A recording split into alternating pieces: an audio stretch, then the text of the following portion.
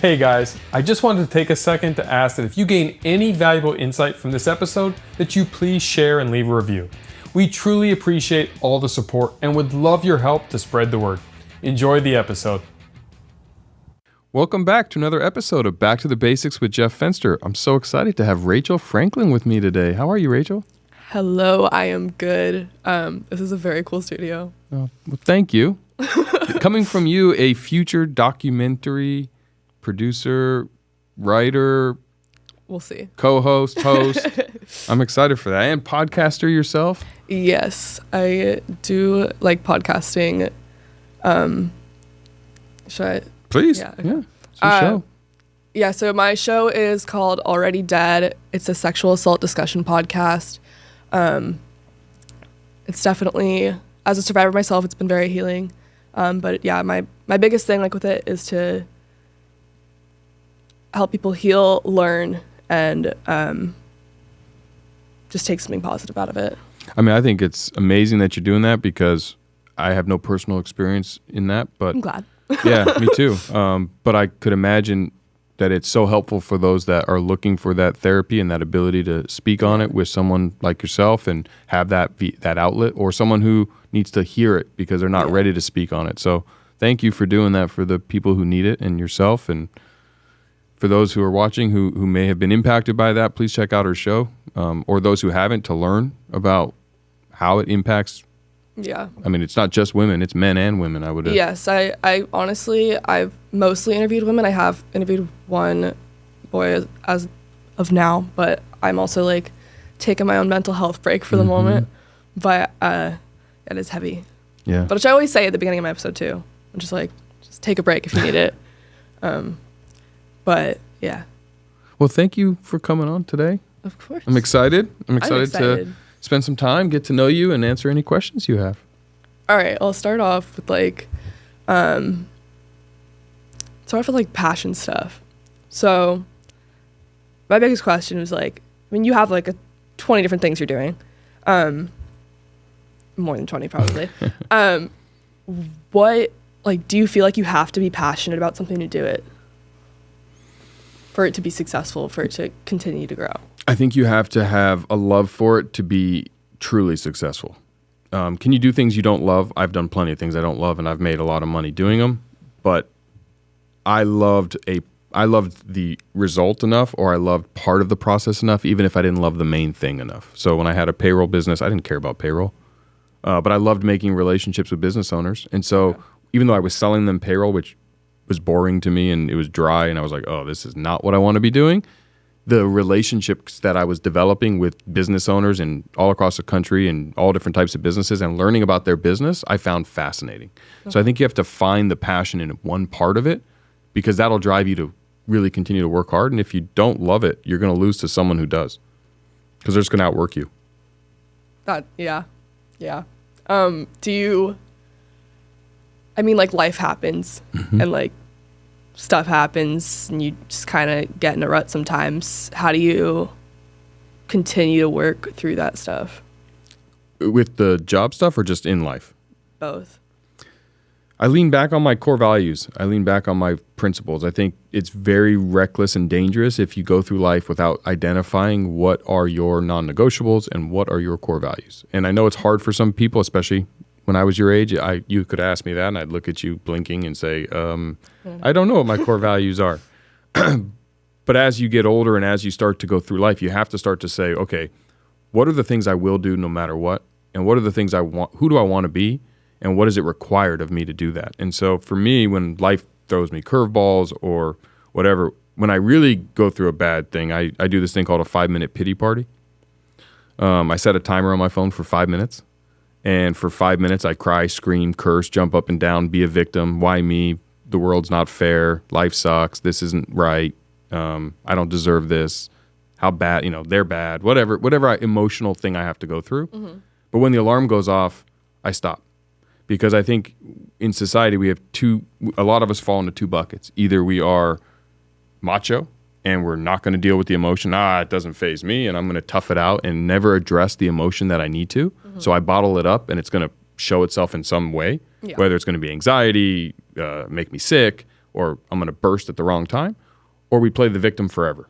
And it's like, poor me. Oh, it's not fair. I had this amazing business and then COVID killed it and it's just unfair and fair and fair. Problem is life isn't fair. It's not meant to be fair. And the idea that life isn't fair, the earlier you learn that, the better. And so I find that for me doing a 5-minute pity party, I give the emotion the time it needs. But then when the alarm goes off, I feel better because sometimes it's like, yeah, COVID happened and I temporarily shut down 28 restaurants, laid off 500 or just under 500 people. And I felt like a victim. Like I didn't start COVID. I had tears. I was cried. I was cursed. I felt like it. But once it was done, I already had the emotion. I already cried about it. I can move on. I can start to heal and get forward. And then you have to realize you have to move forward. That's life. That's success. Like the one thing everyone needs to realize is you've got to keep moving. It doesn't matter what you're doing. You've just got to keep moving forward. And sometimes you fall backwards down the mountain a little bit and you have to reclimb space, but that's okay. You just got to keep moving. And so that's what I do when life knocks me down is if it's really bad, I do my 5-minute pity party. If it's not really bad, then I just say, okay, I had to take a few steps back to get forward again. And I find the ability to appreciate the journey.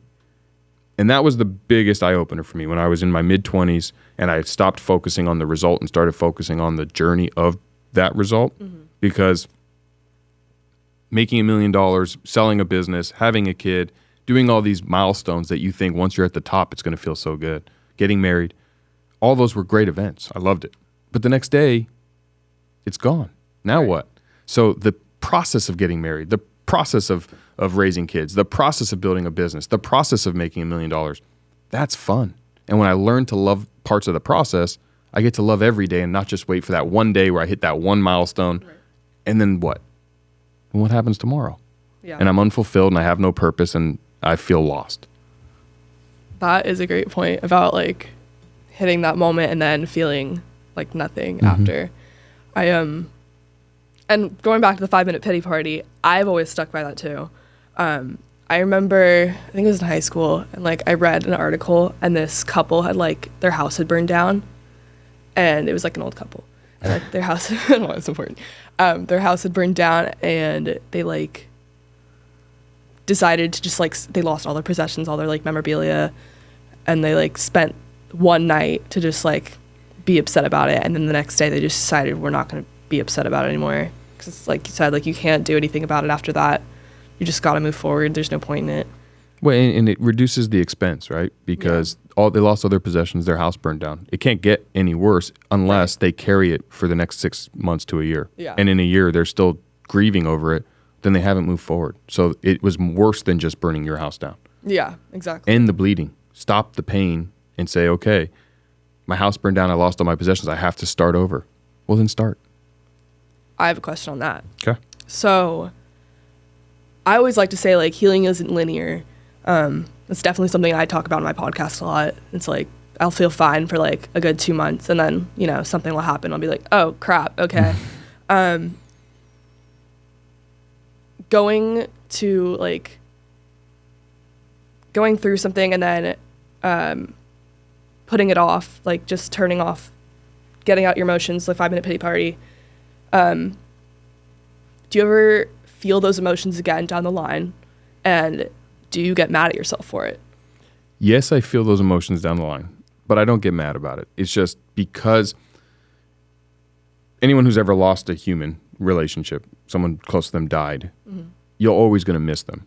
You know, when my grandfather died, 5 minutes wasn't enough. Yeah. You know, I tried. It just wasn't enough. I needed more.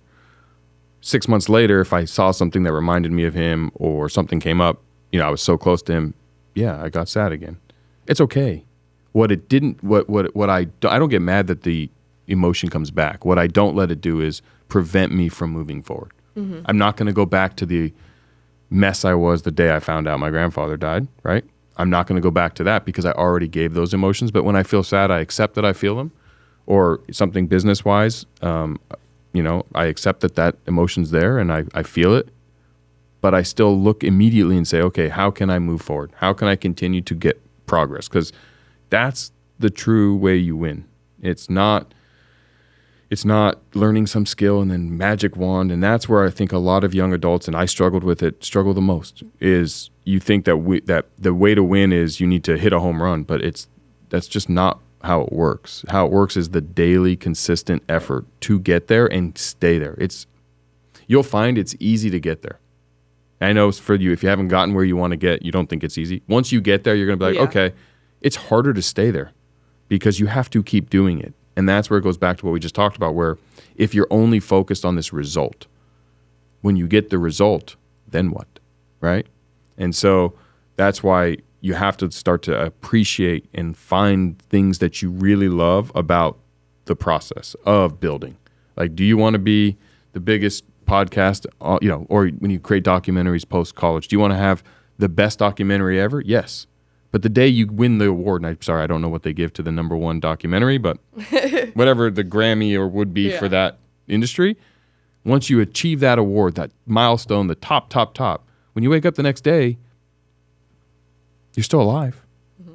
Rachel still has years on this planet to grow, develop, and be the best version of her. How do you continue to grow and develop? Can you win it again? Sure. And maybe that's what you do and you strive for it. But a lot of times, that's where people lose their purpose. They lose happiness in life. They're just never fulfilled because they're chasing some one thing versus realizing, like, you know what? I get to not be very good at something, and then I get to get better at it and better at it and better at it and grow and learn new things and talk to more people and more experiences and more opportunity. And that's the journey of life. Mm-hmm. And we should live life every day. Every day should be the best day of your life. Absolutely. And that's hard to do. It's easy to say on a microphone. And that's what I aim for. You know, if every day is my best day, it's a good life. Yeah. I definitely agree with that. Something I really like about podcasting or like documentary work, I don't want to do like a nature doc. Sorry, not for me. Anyone that's interested in that. But I like feature stories. I like talking to people, I like interviewing people. And I always get something out of those conversations no matter what. Like, that's something I really enjoy about my podcast. Like, I've been doing it for a year now, but like every time I have a conversation with someone, I'm learning something different. Like, I'm like, oh, I didn't think about it that way. Like, it's definitely, and you talk about like relationship values. I always get something about every person I talk to. Like, it gives me something to take with me onward. And like, that's definitely something I feel that's important, is just like taking in everything at the moment, learning new things, like keeping an open mind. I like taking that with me. Mm-hmm. It's great. Hey everyone, just wanted to take a second to say how incredibly grateful we are for all of our listeners, and I want to hear from you.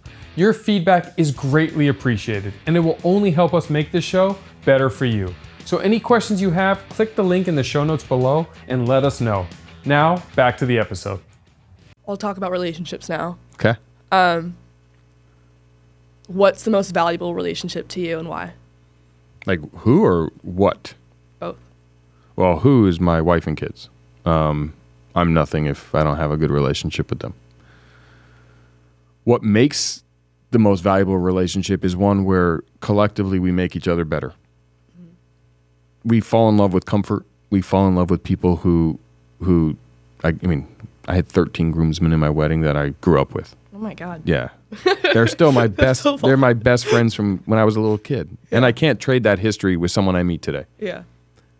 But at the same time, I'm closer with people I met today than I am with them. Mm-hmm. I love them like family, and I'll always love them. But they don't make me a better Jeff tomorrow because we're in different worlds. Right. I mean, we just don't push each other to grow and develop like that. We have history, which I can't be replaced, but I want to be where I make Rachel better by adding value to your life. I want Rachel to make me better by adding value to my life. And it doesn't mean give me money or give me a job or give me an opportunity. It could be, you know what, you inspire me to work harder in something that I'm doing because I'm watching you do it. Mm-hmm. You're being the best version of you. Therefore, it makes me feel like I should be the best version of me. That's how I feel about relationships too. I don't know, I feel like, especially in like personal relationships, I've had experiences where I'm like, oh, you're not like doing your best, so I feel like I don't have to be my best either. And like now I'm in a relationship where it's like, oh, like, okay, you're doing great, like I need to do great to like be better for you and for me. Yes. You should Those burn, relationships are your great. star should be so bright that it makes them want to shine bright too. Exactly. And that's the healthiest relationships. Exactly. Yeah. I don't, because then you feel more productive yourself too. You're working toward things, you're growing.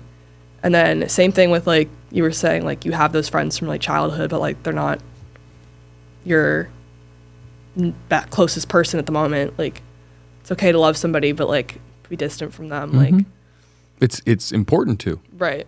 It's important because I can't make somebody be somebody they're not. Right. And if you look around, and everyone's heard the saying, you're the product of the 5 people you spend the most time with. Yeah. You are. You just are. Because if you're around 5 people and all they're talking about is drama, drinking, partying, spending money on stupid things, that's what's filling your head.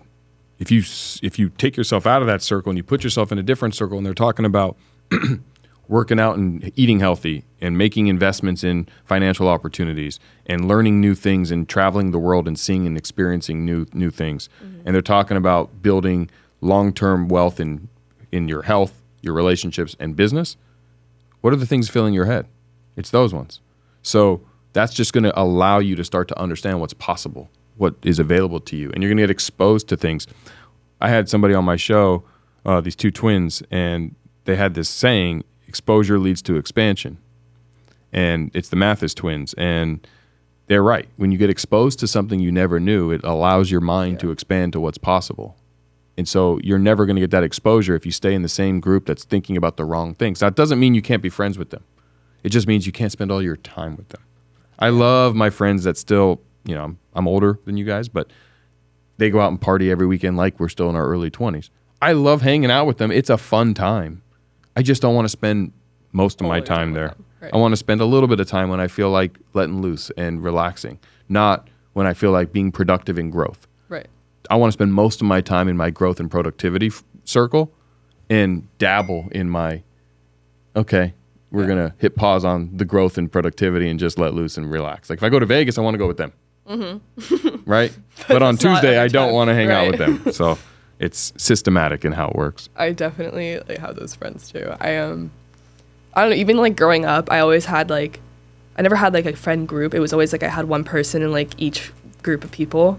And I was like, oh, you're this, like, my mom likes to say I like categorize people into boxes. But I don't know, people just give you different value in different parts of your life. That's very smart, Mom. Yeah. She would laugh. But I always like to say, you don't know what you don't know. So what you were saying with like growing and like staying in one group, it's definitely important to like expand, keep your mind open, expand your world. Like I would, like this is an experience for me that I'm going to take with me onward. And I'm going to learn from just sitting back there and talking to you here. And me too. Yeah. You don't know what you don't know.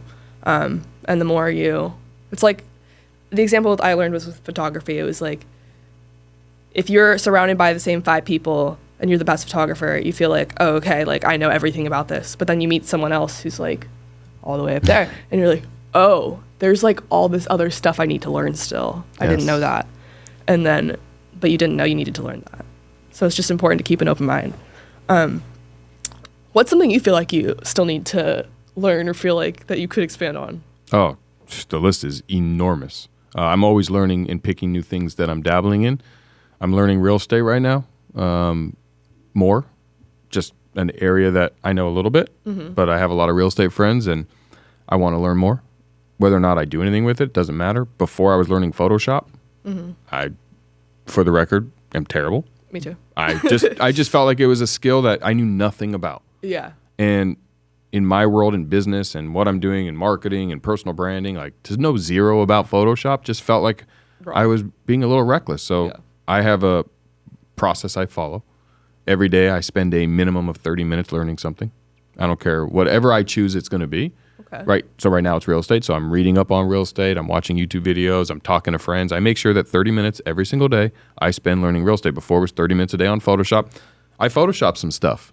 I bought the product. Like I was proud of myself. I mean, it's terrible. Photoshop people would look at it and go, okay. Yeah, no, exactly. But you like. But for me, I now can speak a little bit about it. And one of my growth hacks in relationships is the fact that I do this, because if I'm at an event or I'm somewhere and somebody I want to talk to, or people that look interesting, are talking about Photoshop and design and in studio and editing and all this stuff, I have zero I could talk about before I learned about it. Zero. But now I can go in and say, oh, that's fascinating. You know, I just started to work on my Photoshop skills. I'm brand new, guys or girls, but I made this thing, and how do you do this thing? And now I can ask a specific question about a tool that they're experts in. And you know how you build great relationships is you get people to talk about something that they're experts in. Right. Right? They like to talk about it. They're great at it. So I now can ask second level questions that allow them to shine and be the expert and educate me. I get to learn. They get to teach. They get to think, that's really fun. I got to talk about my craft or my specialty. And now I got an opportunity to build a relationship with someone. If I never learned Photoshop just because I never plan on using it, I never have that opportunity. So I like to do that in all different walks, from literature to geography, film, documentaries. You know, I'm not a film artist or producer or what have you, but those are things that interest me. So like in the real estate space, I have so many friends in real estate. I just felt like it was time for me to learn a little bit more. So right now I'm doing real estate. That's definitely something I'd like to do. Next, it's going to be Spanish. Spanish, okay. I know a little bit of Spanish, but I travel a lot. And I live in San Diego. I want to hone my Spanish. That's a great one. I am mad at myself for not knowing Spanish. I took French in high school. My family's French, so like it worked. France? Yeah. But so that was like something I needed to do for myself. But I'm mad at myself for not learning Spanish, because everyone speaks Spanish. If you have, I'm just going to get a little off topic from what we're talking about here. Go ahead. It's your show. Okay. If we have, for knowing, like, one thing I wanted to say first was, like, knowing what questions to ask, doing that, like, setting yourself with those little times and, like, learning new things, like, definitely makes you know what to ask for, like, those big questions that, like, you haven't learned yet. What is, like, I've heard you say, like, when you were being interviewed by Ozzy, and like when I've been talking to you too, like you set like little times for yourself to do things. What is like your general schedule of like, oh, I give myself 30 minutes for this, like, and how do you stick to that? I wake up early. That's impossible for me. Okay. It's not though. I know. Trust me. When I was your age, I slept till like 1 o'clock in the afternoon. Yeah. Okay. Like I went to bed at 3:30 or 4 in the morning. I understand. I was not a morning person. Have kids, it changes. I don't want to be a morning person. I am. But I do wake up early. If you don't want to wake up early, pick a time that allows you to have you time. The challenge is if you try to do it in normal day hours, work, school, friends, opportunities are just going to get in the way. You don't build you when you have to do productivity of the normal day. So you have to make those investments. You have to choose a time. So for me, I'm up between 4:30 and 5:30 pretty much every morning.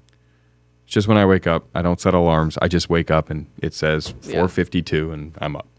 I work out, so I get my workouts in. I then get my learning time in while I'm drinking my coffee and I'm sitting at my table and no one else in my house is awake. Guess what? That's me time. And it's also at 6 o'clock in the morning, I'm also most of the time not getting bombarded from anything with work because my office is closed. I'm not getting bombarded from the world because most people are sleeping. So that's Jeff time. And it doesn't make me have to sacrifice my time with my kids, my time with my wife, my time at work, my time with friends. I never have to sacrifice it and I get it in. I also travel a lot, so airplanes are great. I spend a lot of time in my car. And I don't really I like listening to music, but I don't listen to music when I'm in the car. It's a great time to listen to a podcast on Photoshop, Spanish, real estate. You pick it. I can listen to a YouTube how-to. I can listen to educational information, a course that I enrolled in. Those are your little opportunities to be learning. So take those moments for yourself. If it matters enough, like here's the thing. If it means enough to you that you want to learn it, yes. If you don't really want to learn it, you're just not going to. I'd rather listen to the radio. I'd rather listen to music. Then listen to music. That's what matters to you, and that's what you want. I want to grow. I want to expand. I want to build. I want to be the best version of me. I understand that I have a window, and this is me writing my story in life. I get to go through this journey one time. And if I don't be the best version of me, no one else gets to, and I don't get a redo. I don't get to go, okay, I'll redo it, start over. I don't get that. So the only person who's hurting by me not doing it is myself. And the sooner we all realize that, the sooner we all get to start down that journey. And then what happens is life just starts to become fun because you've expanded your abilities and skills, and success starts to come in all different walks and wakes, and you attract the right people, you attract the right opportunities, you attract the abundance that you're looking for. And then you're like, oh my gosh, this is the life I wanted. I like that.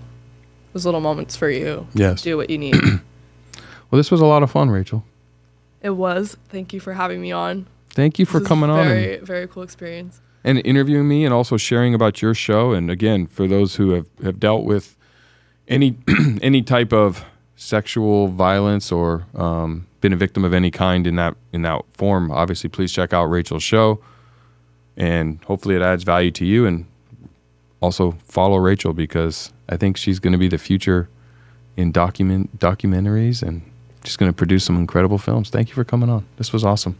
It was. Thank you very much. Yeah, you can check out my podcast anywhere. Already Dead. Already Dead. Thank you so much for listening. If you're looking to level up your relationship capital game, then take a minute and text the word Jeff to 33777 for a free copy of my Network to Millions playbook. The link will also be provided in the show notes below. See you guys next time.